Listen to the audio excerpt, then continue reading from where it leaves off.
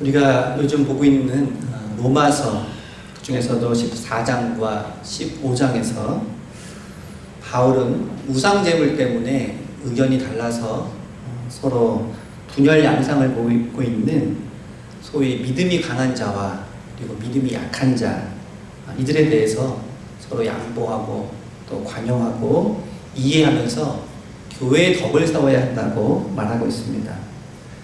오늘 본문인 15장 1절에서 바울은 자기 자신이 믿음이 강한 편에 속해 있다 이렇게 말을 하고 있습니다. 하지만 의견이 다른 사람에 대해서 비판하거나 정죄하지 말고 포용해야 한다고 다시 한번 말하고 있습니다. 15장 1절에서 보면 믿음이 강한 우리는 마땅히 믿음이 약한 자의 약점을 담당하고 자기를 기쁘게 하지 아니할 것이라 이렇게 말을 하고 있습니다. 여기서 말하는 약한 자의 약점이라는 것은 신앙적이거나 윤리적인 약점을 지적하는 것은 아닙니다. 여기서 말하는 이 약점은 연약함을 의미합니다. 신앙적 양심이 다른 사람들보다 더 민감해서 우상제물에 관해서는 조금 경직된 태도를 보이고 있는 사람들의 그런 모습을 약점이라고, 연약함이라고 표현하고 있는 것입니다. 그렇기 때문에 여기서 믿음이 강하다, 약하다 하는 이러한 표현은 믿음이 좋다, 나쁘다는 의미라기보다는 우상제물을 먹는 문제에 있어서 보다 자유로운 그런 생각을 가지고 있느냐 혹은 경직되어 있느냐 이것을 구분하는 말일 것입니다. 그리고 대체적으로 지식인에 속한 사람들은 보다 자유로운 태도를, 그리고 그렇지 못한 사람들은 좀 경직된 태도를 가지고 있다고 할 수 있습니다. 그런데 소위 믿음이 강하다고 말하는 사람들 가운데서는 이런 음식 문제에 대해서 민감하게 반응한 사람들을 조금 경시하는 경향이 있었습니다. 그들이 잘 알지 못해서, 그리고 너무 약하기 때문에 그런 생각을 하는 것이 아니냐 이렇게 말하곤 했습니다. 그러면서 내가 왜 그런 사람들 때문에 나의 자유함을 제한해야 되느냐라고 반발하는 사람들도 있었습니다. 오히려 그리스도인의 자유를 깨닫게 해주기 위해서 보란듯이 자유롭게 그런 음식을 먹는 것이 더 낫지 않겠느냐 이렇게 말하는 이들도 있었습니다. 한마디로 말해서 나는 아무런 거리낌도 없는데 못 배우고 연약한 사람들 때문에 내가 왜 조심해야 하느냐 이런 태도를 갖고 있는 것입니다. 이것은 은연중에 자신의 신앙적인 우월감을 나타내는 것이기도 하고 또 다른 사람들을 조금 한 수 아래로 보는 시각이 깔려 있기도 하는 것이었습니다. 이에 대해서 바울은 단호하게 아니다 라고 말하고 있습니다. 바울 자신도 지식인에 속하였고 또 우상 제물에 대해서도 유연한 입장을 가지고 있었기 때문에 믿음이 강한 우리는 이라고 말하고 있지만 그렇다고 해서 어느 한쪽을 비판하거나 정죄해서는 안 된다는 것입니다. 그리고 이런 비본질적인 문제로 교회가 분열되거나 서로 다투는 것은 오히려 부적절한 것이라고 말하고 있습니다. 그래서 서로 이해하고 포용할 것을 요청하고 있는 것입니다. 2절에서 말하고 있는 것처럼 선을 이루고 덕을 세우는 것이 더 중요하기 때문입니다. 여기서 바울의 입장은 자유로운 것은 좋지만 연약한 자 앞에서 그 자유를 과시하는 것은 오히려 그 자유를 남용하는 것이다 라고 말하고 있습니다.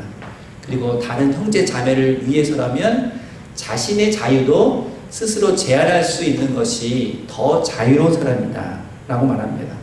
그리고 그리스도인들의 그러한 권리는 다른 형제 자매들을 위해서 제한할 수도 있어야 한다 라고 말하고 있는 것입니다.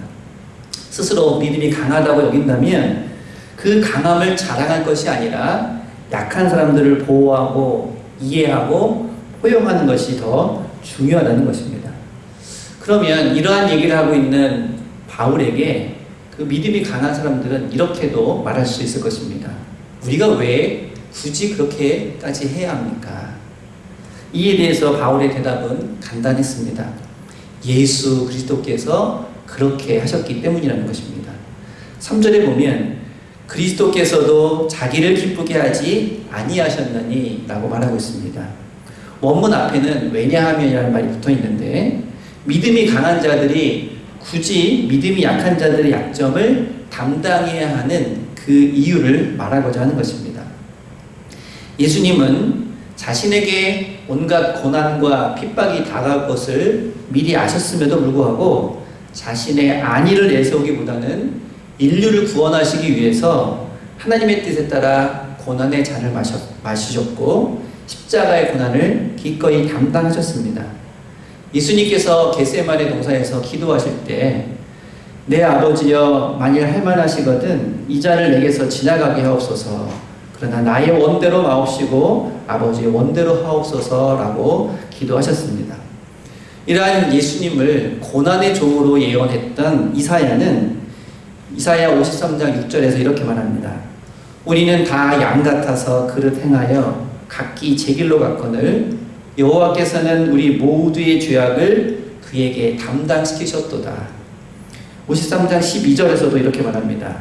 그가 많은 사람의 죄를 담당하며 범죄자를 위하여 기도하셨느니라. 이처럼 예수님은 스스로의 허물 때문이 아니라 연약한 자의 그런 죄를 구원해 주시기 위해서 그 모든 죄를 담당하셨다는 것입니다. 이러한 예수님의 모습이 바로 그리스도인들이 따라야 할 모델이며 그리스도인들의 언행의 근거라는 것입니다. 다시 바울은 로마서 15장 7절에 이렇게 말합니다. 그러므로 그리스도께서 우리를 받아 하나님께 영광을 돌리심과 같이 너희도 서로 받으라.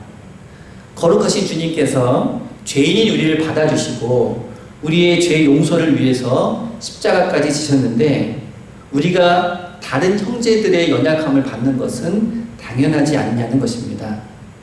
그런데 누가 누구에게 믿음이 강하니 약하니 하면서 형제를 판단하거나 업신 여겨서는 안 된다는 것입니다. 이와 같은 바울의 생각은 빌립보서에서도 분명히 나타나 있습니다. 빌립보서 2장 5절부터 8절을 보면 너희 안에 이 마음을 품으라 곧 그리스도 예수의 마음이니 그는 근본 하나님의 본체시나 하나님과 동등됨을 취할 것으로 여기지 아니하시고 오히려 자기를 비워 종의 형체를 가지사 사람들과 같이 되셨고 사람의 모양으로 나타나사 자기를 낮추시고 죽기까지 복종하셨으니 곧 십자가에 죽으심이라. 예수님께서는 하늘의 보좌를 버리시고 죄인의 모습으로 이 땅에 오셔서 십자가의 죽임을 기꺼이 담당하셨습니다. 다름 아닌 연약한 죄인인 우리를 구원하시기 위해서 말입니다. 그 은혜로 구원받았다고 고백하는 그리스도인이라면 교회 안에서 다른 성도들의 연약함도 서로 용납하고 서로 연합과 조화를 이루어야 한다는 것입니다. 이것을 신학적인 용어로 표현하자면 그리스도 안에 나타난 하나님의 용서와 사랑이 형제 자매에 대한 사랑과 용서의 근거가 된다는 것입니다. 그런데 바울은 이 이야기를 단순히 교회 안에서 형제 자매가 서로 화목하게 지내야 한다라는 차원에서 그치지 않고 이방인들과 그리고 전 인류로 확대를 하고 있습니다. 그래서 15장 9절에는 이렇게 말을 하고 있습니다.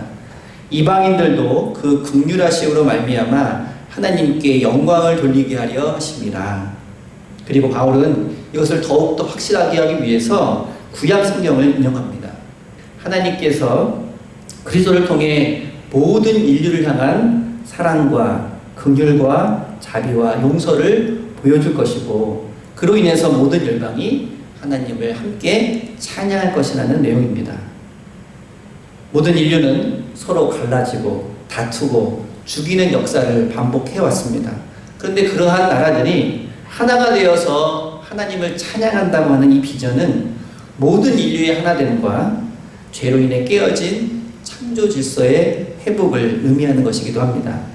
그리고 이것은 그 당시 로마 제국이 폭력을 통해서 많은 나라를 차지하고 또 다스리고 있는 이러한 패권주의를 비판하는 것이기도 합니다.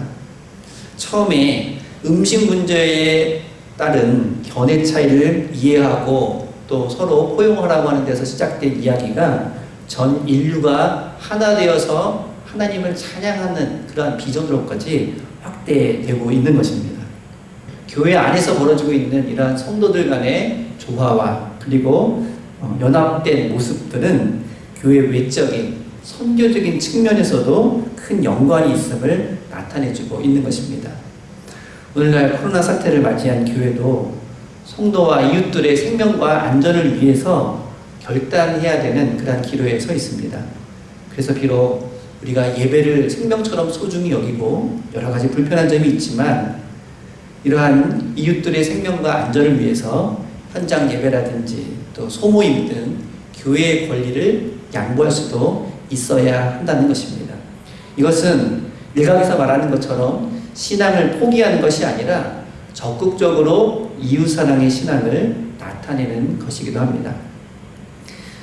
오늘 바울이 강조하고 있는 이러한 포용주의와 또 교회의 연합과 일치에 대한 메시지는 오늘날 많은 것을 우리에게 전해주고 있습니다.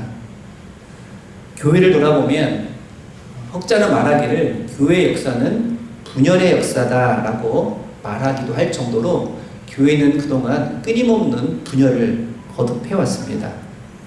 로마의 국교가 된 이 기독교는 유럽 사회의 주류로 자리를 잡았는데 이후에 그 교회는 세속화되고 말았습니다. 그래서 끊임없이 분쟁하고 다투다가 급기야는 1054년 동로마 교회와 서로마 교회로 나누어지고 말았습니다. 그래서 서로마 교회는 로마 카톨릭 교회라고 부르고 동로마 교회는 그리스 정교회 혹은 동방 정교회라고 부르게 되었습니다. 그 후에 이 서로마 교회도 1517년 마틴 루터의 95개조 반박문을 시작으로 해서 종교 개혁을 겪게 되었고 그로 인해서 개신교가 생겨나게 되었습니다.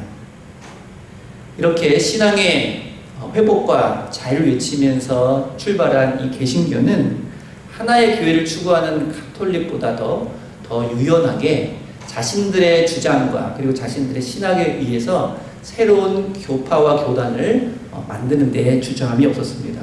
그래서 개신교 안에서 이러한 교회의 분열은 더욱 가속화되었습니다. 우리나라는 어떨까요? 1784년에 카톨릭이 들어왔습니다. 그리고 1884년에 개신교가 들어왔습니다. 그리고 그 개신교는 여러 교단이 활동을 하게 되었는데 그 중에 장로교가 가장 큰 규모를 자랑하고 있습니다. 그런데 이러한 교단들도 내부적으로 여러 가지 이유로 인해서 분열을 거듭해서 몇 개의 교단이 오늘날 우리나라에 있는지 헤아리기가 어려울 정도입니다. 장로교라고 이름 붙인 교회만 해도 약 200개 이상의 교단으로 분열되어 있다고 합니다. 그런데 이러한 교회의 분열은 화해와 일치의 주이신 예수님을 고백하는 교회의 자기 모순이 아닐 수가 없습니다. 그리고 이 교회들은 서로 자신들이 정통이라고 주장하면서 상대방을 적대시하거나 미워하는 그러한 모순에 빠지기도 했습니다. 세상을 향해서는 서로 사랑하고 용서해야 한다고 말하는 교회가 정작 자기 자신들끼리는 서로 용서하지 못하고 분열하면서 미워하는 이러한 이중적 태도를 보여주고 있는 것입니다.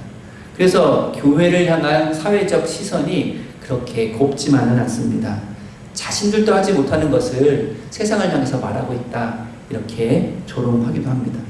이 교회들은 그러한 모습 속에서 신앙의 본질을 추구하기보다는 어떻게 해서든지 자신의 외연을 확장함으로 인해서 그 정통성을 확보하려고 하는 그릇된 모습으로 나아갔습니다. 그래서 이로 인해서 많은 문제가 야기되기도 했습니다. 이러한 모습을 보는 많은 교계의 지도들 가운데에는 한국 교회의 이러한 분열된 모습이 굉장히 심각한 양상이라는 것을 깨닫고 교회 연합과 일치 운동을 펼쳐오기도 했습니다. 하지만 그러한 노력과 그러한 애씀에도 불구하고 교회는 점점 좌우와 진보와 보수 그리고 지역과 세대로 나누어져서 갈등의 골이 계속해서 깊어지고 있는 것이 현실입니다. 이런 와중에 우리 교회는 코로나 사태를 맞이했습니다. 코로나라고 하는 아주 충격적이고 절망적인 현실 앞에서 교회는 다시 한번 서로 연합하고 함께할 것을 절실하게 요구받고 있습니다. 더 이상 각자 도생을 모색하기에는 감당할 문제가 너무나도 컸기 때문입니다. 이렇게 각 교회와 교단은 각자의 신학적인 전통과 그리고 의식을 인정하면서도 이런 국가적인 재난이나 또 사회적인 과제 그리고 보편적인 교회 위기 앞에서 서로 협력할 수 있는 그런 방안 그리고 그런 출구를 마련해야 한다는 그런 공감대가 확산되고 있습니다. 교회들이 이처럼 예수 그리스도를 본받고 세상이 아닌 예수님에게만 소망을 두는 기본으로 돌아갈 때, 그리고 비본질적인 면에 있어서는 서로 다름이 있고 또 서로 견해 차이가 있지만 이렇게 큰 어려움이나 그리고 큰 과제 앞에서는 기꺼이 서로 협력할 수 있는 이러한 모습들이 점차 확대되어 나갈 때 교회들이 함께 찬양하고 교회뿐만 아니라 모든 사회의 구성원들이 그리고 모든 나라와 민족들이 함께 기뻐하며 함께 공동의 선을 찾아가는 그런 길을 모색할 수 있을 것입니다. 교회들이 함께 여러 가지 일들을 연합해서 이루어가는 그런 작은 모습들이 이 사회에 만연해 있는 갈등과 반목과 그리고 적기심을 치유하는데 작은 도움이 되지 않을까 합니다. 이러한 하나됨의 소망을 바라보면서 그리고 교회가 처한 그 자리에서부터 작은 일 하나하나부터 실천해 나갈 때 하나님께서 그러한 교회들을 통해서 새로운 역사를 이루어 가실 줄로 믿습니다. 오늘 본문인 로마서 15장 13절에서는 이렇게 결론적으로 이야기를 하고 있습니다. 소망의 하나님이 모든 기쁨과 평강을 믿음 안에서 너희에게 충만하게 하사 성령의 능력으로 소망이 넘치게 하시기를 원하노라. 현실적으로는 너무나도 다른 생각과 다른 처지에 있기 때문에 서로 하나가 된다는 것, 서로 의견을 모은다는 것, 서로 협력한다는 것이 결코 쉬운 일은 아니지만 성령의 능력으로 하나님의 은혜로 말미암아 우리가 이렇게 협력하여 선을 이루어가는 그런 모습들을 소망해야 한다는 것입니다. 이 일에 우리 교회가 먼저 나설 수 있기를 바랍니다. 작은 일에서부터 실천하면서 교회가 먼저 하나가 되고 성도들의 마음이 먼저 하나가 되는 그 일을 이루어 나갈 때 전 인류적인 그러한 비전도 또한 하나님께서 이루어 가실 줄로 믿습니다. 이를 위해서 함께 기도하고 함께 협력하는 우리 모두가 되시기를 바랍니다. 기도하겠습니다.